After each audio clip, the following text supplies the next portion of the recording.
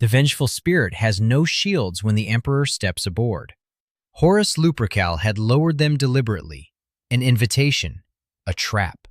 The most powerful psyker in human history, the creator of 20 superhuman demigods, was being drawn into a kill zone aboard a flagship whose name once meant loyalty, and the Emperor knew it and came anyway. He brought Sanguinius, primarch of the Blood Angels. He brought Constantin Valdor, captain of the Adeptus Custodes. Elite forces, the best the Imperium could field. They boarded the Vengeful Spirit together. Horus scattered them almost immediately. Not defeated them, scattered them, the way you scatter a stack of papers before dealing with the person who brought them. Sanguinius reached Horus first. Alone, in a chamber on the Vengeful Spirit, the great angel fought the corrupted thing that used to be his brother, a primarch who had known Horus Lupercal since before either of them commanded a single soldier, fighting something channeling the charge of 4 chaos gods, wearing his brother's face. That fight ended with Sanguinius dead. The great angel, primarch of the Blood Angels, one of the Emperor's 20 sons, was broken before the Emperor entered the room. The Emperor fought Horus after that. He lost. Not immediately, not completely, but the canonical account is unambiguous. Horus inflicted wounds on the Emperor that should have been terminal. Every injury the Emperor dealt was healed in moments. The Emperor fought defensively, inside an enemy's ship, absorbing damage that would have killed anything else in the universe. And at some specific point in that catastrophic fight, after Sanguinius was already dead, after the Emperor had been torn apart and put back together by whatever he was, he recognized that Horus was truly and completely gone. Not wounded, not reachable, gone. Only then did he strike with everything he had. The blow annihilated Horus entirely. Not killed, annihilated. His soul was destroyed so thoroughly that the Chaos Gods couldn't retrieve it, couldn't reconstitute their champion in the warp, couldn't keep the promise they'd made him. And the Emperor was recovered from the Vengeful Spirit barely alive, interred within the life support architecture of the Golden Throne on Terra, where he has remained for 10,000 years. Now, the community's widespread reading of Aaron Dembski-Bowden's The Master of Mankind is consistent across dozens of discussions. The Emperor viewed his primarchs as tools, instruments built for a purpose, to be deployed and ultimately discarded. He managed their psychological needs as operational variables, not as feelings deserving acknowledgement. He withdrew from the Great Crusade without telling them why, left them to manage a galaxy-spanning military operation while he worked on a secret project in the basement of his own palace, and said nothing about what awaited human souls in the warp. So why, when the Imperium's survival required him to end Horus Lupercal, did he have to be nearly destroyed himself before he could do it? That question is the one this investigation is built around. And to understand it, you have to go back to a planet called Molech, and to something that happened there before the Great Crusade, before the Primarchs, before there was anything left to lose. The canonical spelling is Molech, not Molech. Molech is the community's widely used variant, common enough to have become fandom shorthand, but the planet in Graham McNeil's Horus Heresy novel is Molech. That distinction matters for what follows, because the events on Molech aren't fan inference, they are Black Library canon. Here is what the source material actually establishes. Before the Great Crusade launched, before a single Primarch was created, before the first Space Marine Legion was assembled, the Emperor traveled to Molech. The Lexicanum, which draws directly from Black Library texts, records what was found there, a gateway into the realm of chaos. The Emperor entered it. He forged a bargain with the dark gods. He emerged imbued with new powers and, critically, with the knowledge required to create the Primarchs. The Warhammer 40,000 fandom wiki corroborates the shape of it. An unknown bargain with the Chaos Gods, new powers received, the gates subsequently sealed. A perpetual named Iwais Sarah was stationed to guard the site. McNeil's Vengeful Spirit, cited at page 331, is the primary canonical source for these events. The community's consensus on the novel's content is explicit. It happened. The bargain happened. What the novel deliberately refuses to specify is what the bargain contained. What the Emperor promised. What he gave up. What the dark gods received in exchange for whatever was granted. The terms are left blank by design, a narrative gap the author and editors clearly intended the audience to fill. The lexicanum's phrasing is worth reading carefully. The Emperor emerged with the knowledge required to create the primarchs, not with the primarchs already built, with the knowledge to build them, which means the primarchs' existence was, structurally, the product of whatever was agreed to at that gate. Their creation traces back to the bargain. Whatever was owed for the knowledge that made them possible was written into them from the beginning. The community debate over the nature of the deal has two consistent camps. One reads it as a genuine exchange. The Emperor traded something real and received something real, with the expectation that the debt would eventually be paid. The second reads it as a deception. The Emperor entered the gate, extracted what he needed through power or cunning, and departed without honoring the terms. A theft. The Chaos Gods gave him what he needed, and he tried to leave without paying. Both readings have textual hooks, and both have consequences for everything that followed. Multiple community analyses connect the Horus heresy itself to a reneged contract, the Chaos Gods accelerating Horus's corruption not as an unprompted move, but as a collection mechanism. They didn't wait to be paid, they came to collect. The Battle of Molech, fought during the Horus heresy, Horus's forces invading the planet specifically to obtain what the Emperor had obtained at that gate, confirms that something real was gained there. Horus didn't mount a military campaign against a rumor. Whatever the Emperor took from the Molech gate, it was real enough that his corrupted son thought it worth fighting for. Whatever was promised for it, the Chaos Gods hadn't forgotten the promise. Something was gained at Molech. Something was owed for it. When the debt wasn't settled, the clock didn't stop. Here is where the script has to be honest about the boundary between confirmed lore and what is inferred from it. The Molech gate is canon. The bargain, in its broad contours, is canon. What follows is a leading fan theory, not stated in any Black Library novel, codex, or official source, but constructed from the source material with enough internal coherence that it has become the dominant interpretive framework for understanding the Emperor's relationship with all 20 of his sons. The theory. The price of the Primarch's creation was established at Molech as half of them. Not named, not chosen, just half. A future claim to be collected across the decades of the Great Crusade as chaos worked its influence and the Emperor watched the clock. 20 sons, 10 for the Emperor, 10 for chaos. Neither side would know which 10 until the coin landed. That formulation, which half, is the key to everything downstream. If the Emperor didn't know which sons chaos would eventually claim, then every Primarch he nurtured and deployed and celebrated existed inside a permanent uncertainty. Any one of them might be in the half that would fall. Any one of them might be in the half that would stand. You couldn't determine it from external observation. Apparently, if this reading is correct, you couldn't determine it from inside the Emperor's own knowledge either. This is fan inference, not primary text. But the inference has a body count behind it. 9 Primarchs fell to chaos and led the traitor legions in the Horus heresy. 2 more, the lost Primarchs, expunged from imperial records before the heresy, disappeared before the siege of Terra and remain officially unresolved in canon. Whatever their fate, it wasn't loyalty. 9 traitors, 2 lost, 11 out of 20, roughly half. The theory doesn't require perfect symmetry to be coherent.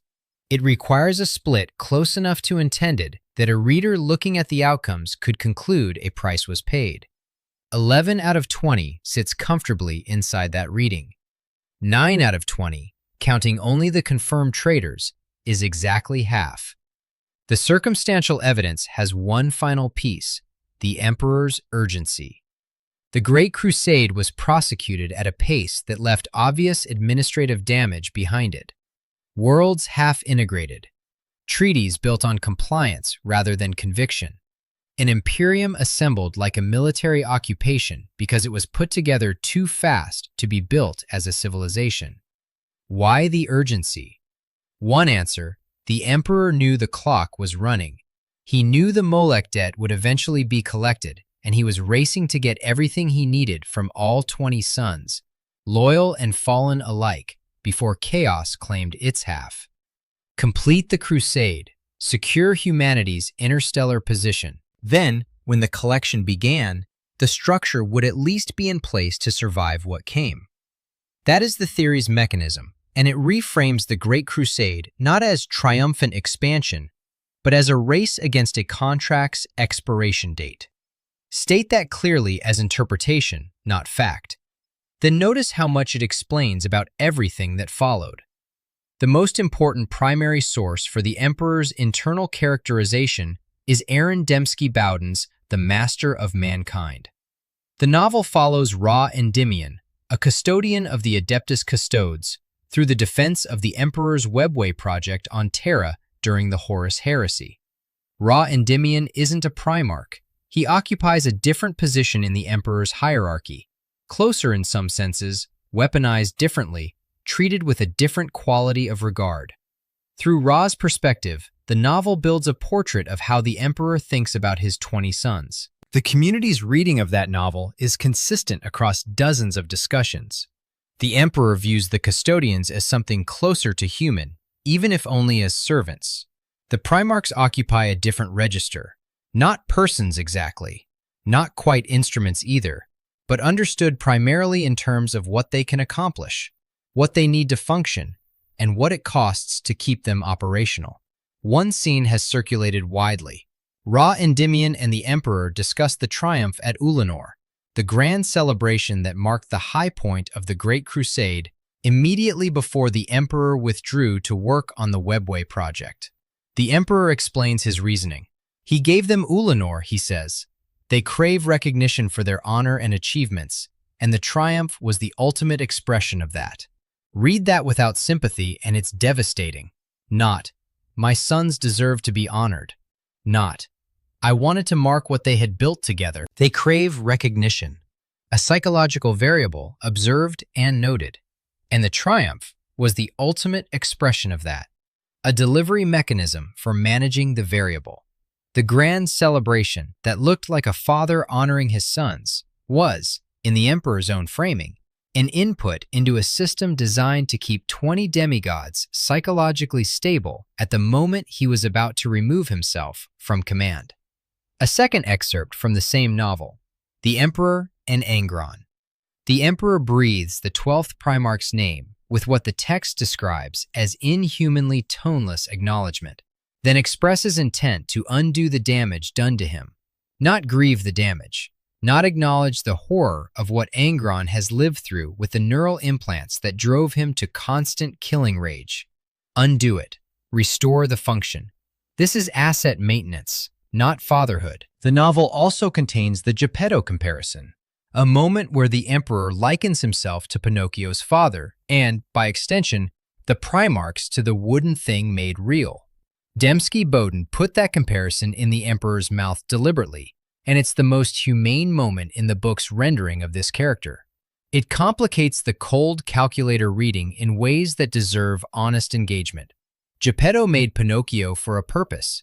Geppetto also worried about Pinocchio, searched for him, grieved him across a story about a father who had to learn to love a creation correctly rather than just manage it. The Emperor chose that fable for himself.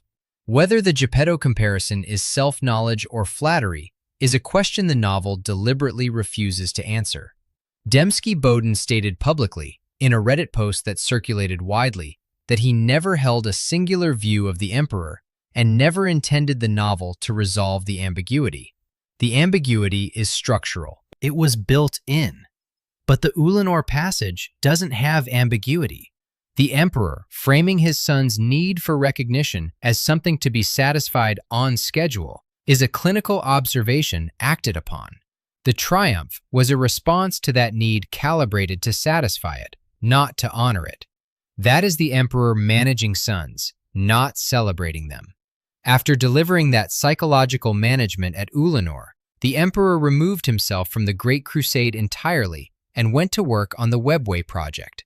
His stated purpose, to build a human-controlled pathway through the Imperium, bypassing the warp entirely, which would starve the chaos gods of the psychic sustenance they drew from humanity's collective suffering and belief. A long-term solution to the fundamental problem, a mechanism for voiding the debt. If the Molech bargain required the warp's continued claim on human souls as a condition, if the terms depended on humanity remaining psychically exposed, then completing the Webway wasn't just a humanitarian project, it was the exit strategy. Build it, sever the warp's access, and the contract's terms become unenforceable. The emperor would have created his 20 sons, used the crusade to build an imperium, and then moved to nullify the agreement before full collection could occur. He told none of his sons any of this.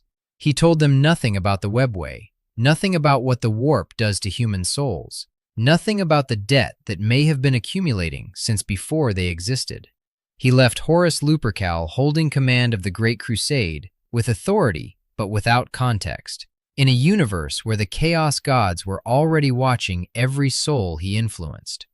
That is either a catastrophic miscalculation or a calculated risk. In either case, the sons were the exposed variable, and the emperor had removed himself to work on a solution he hadn't shared with them. The father camp's evidence deserves its full weight before anything is weighed against it. Dan Abnett's Horus Rising, the first novel in the Horus Heresy series, the foundation on which decades of subsequent lore was built, portrays the relationship between the emperor and Horus Lupercal with unmistakable emotional texture. Academic analyses of that novel consistently describe Horus as the emperor's favorite son, not just the most capable, the most loved, the one whose relationship with the emperor carried an emotional weight that distinguished it from his brother's relationships with their creator. That characterization isn't community invention. It's embedded in the original text and confirmed by the academic work that has analyzed these novels as literature. Multiple readers of the early Horus Heresy books, the first 5 or 6, written before the series expanded into dozens of authors, consistently identify a genuine father-son dynamic that the texts support rather than merely imply. Then there's the Geppetto comparison, now read in its most favorable light. Geppetto didn't build a puppet for utilitarian reasons. He built one because he was lonely, because he wanted a son. The emperor chose that story for himself, with deliberate intention, inside the novel most responsible for establishing how we understand his inner world. A man doing pure asset management would reach for different imagery. He would reach for Frankenstein's monster, or a weapon, or a machine. He reached for a father who loved something he created and had to learn to love it correctly. The raw Endymion scenes in The Master of Mankind aren't purely cold either. The excerpts that have circulated, frustratingly cut off before their conclusions in most cases, show an emperor who engages genuinely with Ra's observations, who responds to moral pressure rather than dismissing it, who has psychological depth that resists reduction to a simple calculating engine. Ra challenges the emperor with something approaching reproach at multiple points. The emperor does not override him. And there is the Angron situation, which works against the cold reading in a specific way. The 12th Primarch was found enslaved and fitted with butcher's nails, neural implants that drove him to constant killing rage, tools of control installed by the people who had owned him.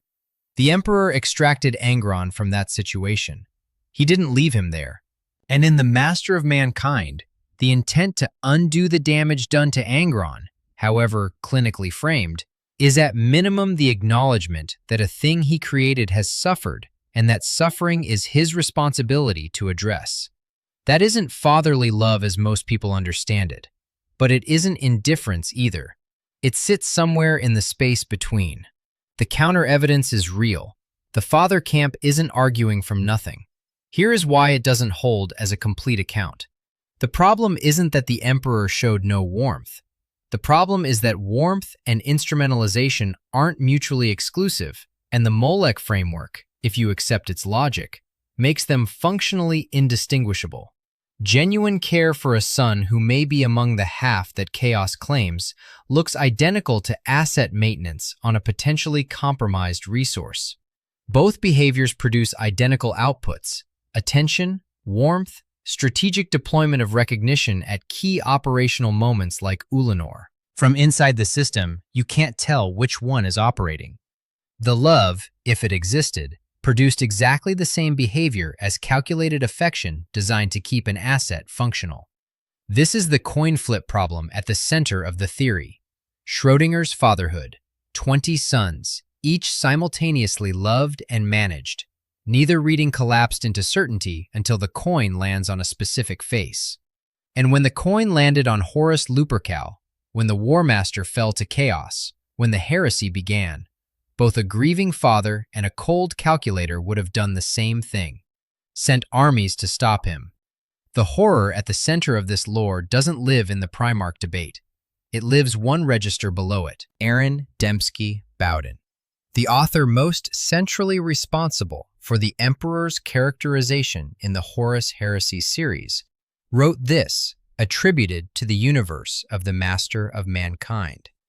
Mankind will share in his ignorance until the last man or woman draws the species' last breath. The warp will forever be a cancer in the heart of all humans. That's not a description of a problem to be solved. It's a description of a permanent condition. The warp is cancer.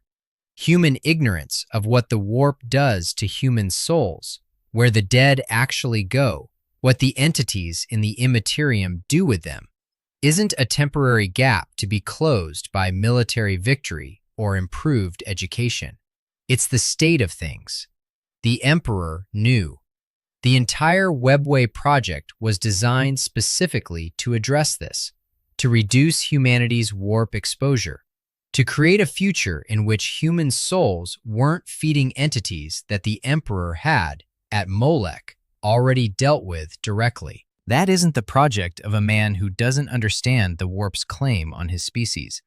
That is the project of a man who has known exactly what's happening for thousands of years and has been trying to engineer a solution without saying so. Malcador the Sigillite knew. The First Lord of the Imperium, the Emperor's closest advisor since before the Great Crusade, the second most powerful psyker in humanity's history. Malcador eventually sat on the Golden Throne during the Siege of Terra, took the Emperor's place at the machine while the Emperor boarded the Vengeful Spirit, and the act burned him out completely. He died in that chair, consumed by the power required to sustain a machine that was never designed to be operated by anyone else. A man who held the full operational horror of the Golden Throne's function in sustained awareness, who understood, with precision, what that function consumed. The Great Crusade killed billions. Every war of planetary compliance, every boarding action, every grinding attritional engagement across 2 centuries of military expansion fed the warp with human deaths. Soldiers of the Imperial Army dying inside the Imperial truth, the Emperor's secular doctrine that there were no gods, no real afterlife, nothing supernatural to fear, died with a false cosmological picture. That wasn't a benevolent deception. It was a strategic one. Soldiers who fully understood what the warp did to the dead would have been psychologically compromised as a fighting force. The lie maintained operational stability. It was an asset management decision applied at civilizational scale. Magnus the Red, the 15th Primarch, master of the Thousand Suns, one of the Emperor's most psychically gifted sons, broke the Webway project when he tried to warn his father of Horus's fall to chaos.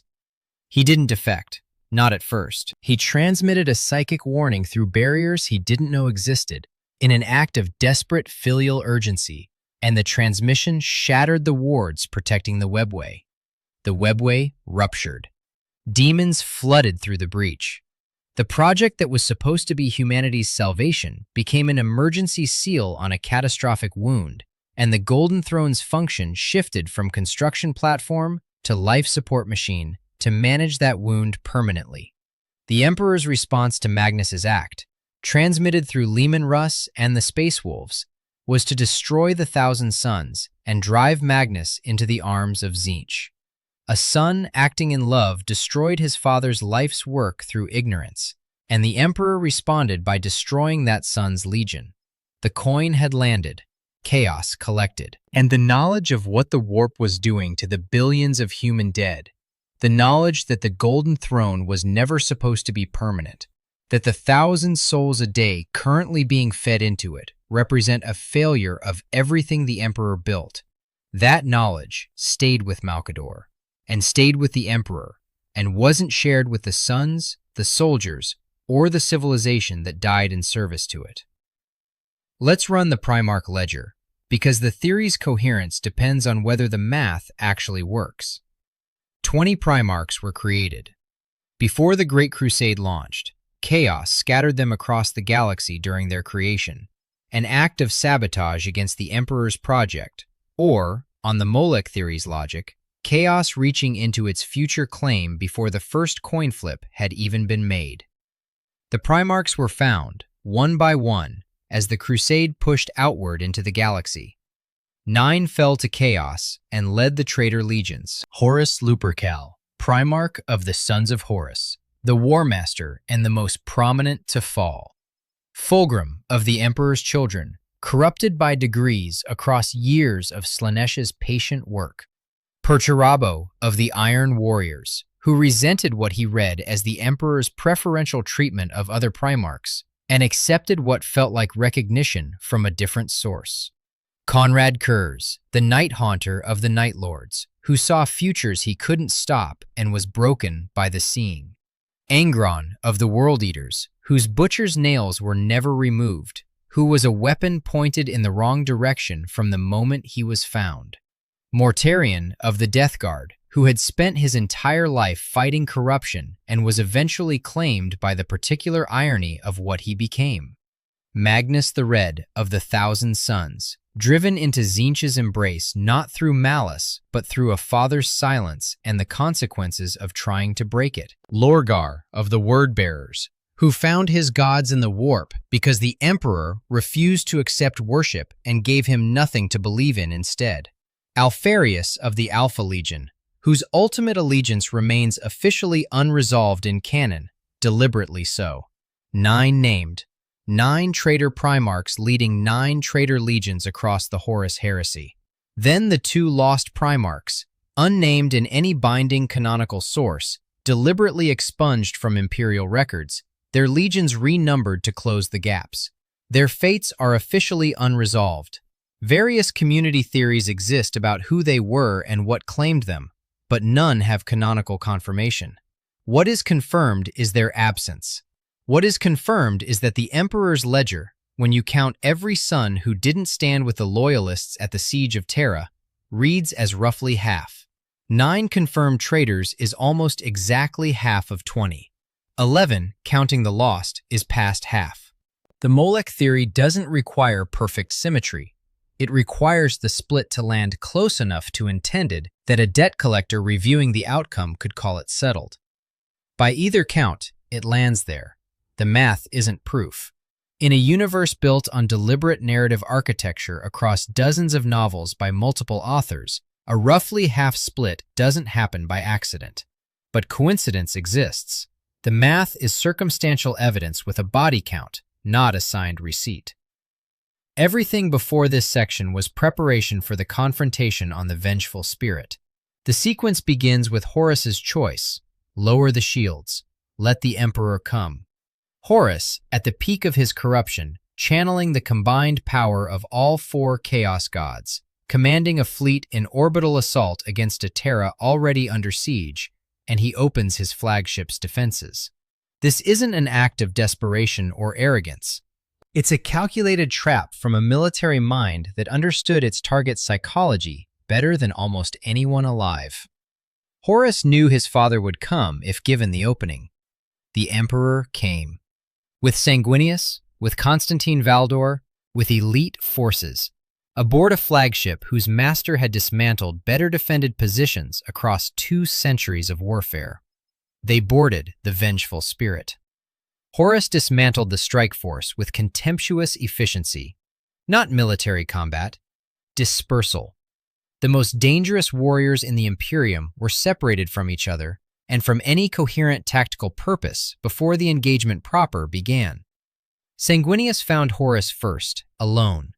The great angel, primarch of the Blood Angels, named by some accounts as the Emperor's intended instrument against Horus, the son given power and preparation specifically for this confrontation, fought the War Master in a chamber on the Vengeful Spirit before the Emperor arrived. One community reading holds that the Emperor had specifically armored Sanguinius for this moment, believing his particular combination of psychic gift, physical capability, and moral clarity gave him the best chance of stopping what Horus had become.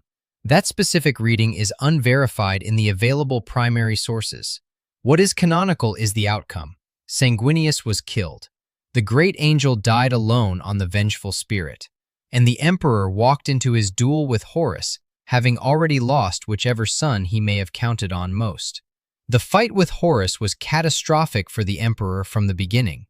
Horus, amplified by all 4 chaos gods simultaneously, Khorne's rage, Nurgle's endurance, Slaaneish's corrupting influence, Tzeentch's sorcerous power, wasn't simply stronger than the Emperor.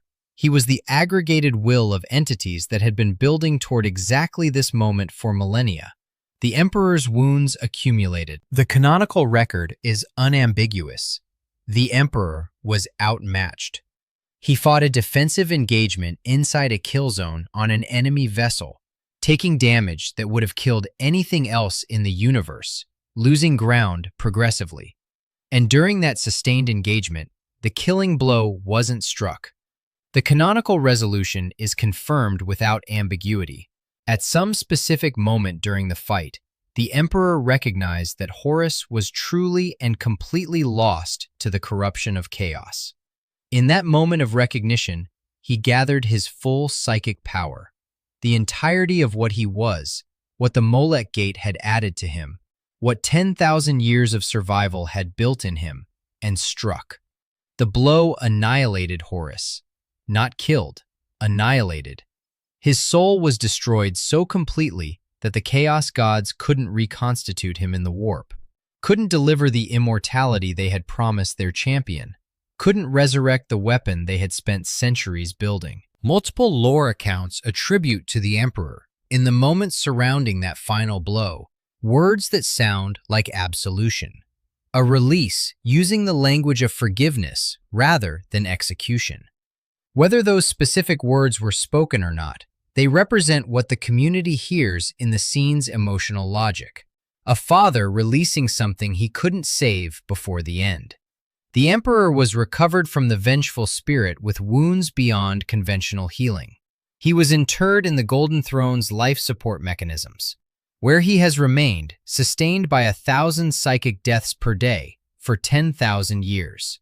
3 independent readers of this lore flagged the Vengeful Spirit confrontation as unresolved. They were right to. The scene should resolve the father or calculator debate. It's the maximum pressure event, the moment where the Emperor's internal architecture has to reveal itself because there are no other considerations left. The crusade is over. The heresy is at its terminus. The question on the table is simple. Can you kill your son? The canonical answer is yes, but not immediately.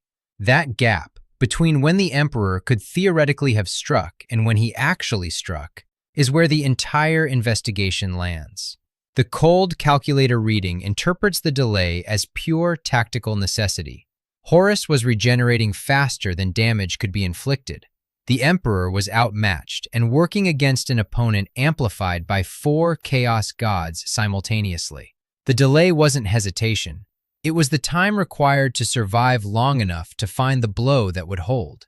A rational actor in an adverse tactical situation extending the engagement until the window opens. The father reading interprets it differently. The father reading holds that the Emperor boarded the Vengeful Spirit still carrying something. Not certainty that Horus could be redeemed, because the probability had long since closed, but a refusal to act until the impossibility was absolute. He fought defensively. He absorbed damage he might have avoided with more aggressive earlier action. He waited, not for the tactical window, but for the moment of recognition, the moment where he could say with finality, truly gone, not reachable, not recoverable. Only then could he act with the full weight of what he was. Canon marks this as contested. Both readings have support in the available material. Neither can be definitively confirmed from the primary sources accessible in this investigation. Here is what can be said honestly about the gap between optimal and final. A purely cold calculator, in possession of the Emperor's strategic situation, would have struck the moment the tactical geometry allowed it. There would be no extended defensive battle, no accumulating wounds, no surviving damage that should have been terminal. You assess the threat, you identify the optimal moment, you execute. The Emperor didn't act at the optimal moment. He acted at the final moment, the moment where the choice was strike or die. Whatever occupied the space between those two moments isn't tactical delay. It's something else. That something else is the one piece of evidence the Father Camp has that the cold calculator reading genuinely can't absorb without modification. The Emperor had to reach the moment of recognition before he could end Horus.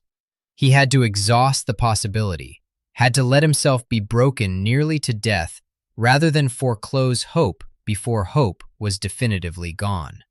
That isn't the behavior of a chess piece moving itself. It's the behavior of something that had to grieve before it could kill. Whether grief is the same as love is a question the lore deliberately refuses to answer. Dembski-Bowden said explicitly that he never held a singular view of the Emperor and never intended his novel to provide one. The ambiguity is the architecture, not a gap in it. The Emperor is unknowable by design, and the horror of the Horus heresy is that resolving the ambiguity doesn't change the outcome. The Imperium burns either way. The cold calculator thesis carries more weight than its opposition on the available evidence. The Molech bargain is canon, a warp gate, an agreement with the dark gods, powers and knowledge received, gate sealed, guardian stationed. The terms were left blank by the author deliberately, a creative choice, not an omission. The Primarch's existence traces structurally to what was agreed there. The Ulanor passage is real, the Emperor framing his son's need for recognition as a psychological variable and the triumph as the mechanism for satisfying it. His words, not an outside interpretation of his behavior, his own framing. The withdrawal to the Webway project is real. The Emperor departing the Great Crusade without telling his 20 sons what he was building or why, leaving them to command a galaxy-spanning military operation against a backdrop the Emperor understood and they didn't. The silence is real. The Emperor and Malcador the Sigillite holding knowledge about the warp's claim on human souls while billions died inside the imperial truth, a cosmological lie maintained for operational reasons. The roughly half count is real. 9 traitor primarchs, 2 lost primarchs out of 20 created. The math lands close enough to half that dismissing it requires more than coincidence. Against all of that, the Father Camp offers emotional texture in the early Horus heresy novels, the Geppetto comparison in The Master of Mankind, the complex characterization in the raw Endymion scenes, and the delay on the Vengeful Spirit, the one moment where the Emperor's behavior deviated from pure optimization. The Father Camp's evidence is real. It's insufficient as a complete account, not because the emotion wasn't there, it may have been, but because every warm moment exists inside a structure that makes genuine love functionally indistinguishable from calculated performance. The Molech framework doesn't disprove love. It makes love irrelevant to the outcome. Whatever the Emperor felt about his sons, he built them for a purpose, deployed them for that purpose, kept their psychological needs managed rather than honored, and watched roughly half of them fall to chaos without taking the actions a father would have taken to prevent it. The Vengeful Spirit confrontation is the one exception, the one place where the cold logic cracked. where the emperor arrived with something he wasn't willing to surrender until the last possible moment, where he let himself be nearly destroyed rather than act before recognition was absolute. That crack cost him everything. He had a plan for what would happen when the Molech debt was collected. The webway project was that plan, a mechanism to void the contract, to sever the warp's access to human souls, to build a future in which chaos's claim on the half it was owed became unenforceable. And the plan failed, not because chaos was stronger than anticipated, not because the loyal primarchs weren't capable enough, but because Magnus the Red, acting in love, trying to warn his father of Horus's fall, shattered the webway with a psychic transmission and transformed the Golden Throne from a launch pad into a coffin. A son acting in love, destroying his father's life's work in the process. The clock that had been running since Molech finally ran out. The Emperor of Mankind has sat on the Golden Throne for 10,000 years, sustained by 1,000 psychic deaths per day, feeding a machine that was never supposed to be permanent, unable to finish the work he started because he ran out of time on a schedule that may have been set before any of his sons existed. The most terrifying reading of all of this isn't that the Emperor was cold and his sons were tools. It's that both things were true simultaneously and neither canceled the other out.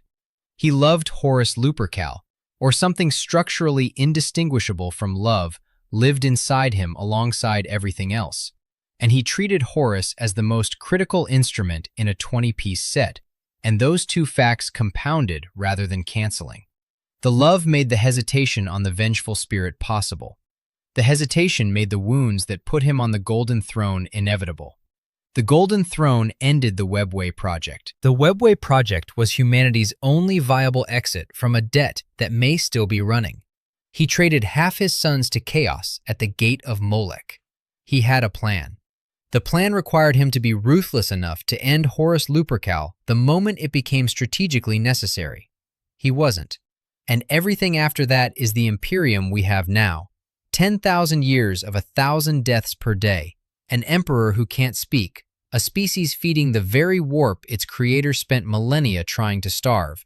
And a debt from a gate on a planet called Molech that no one in the 41st millennium remembers how to close.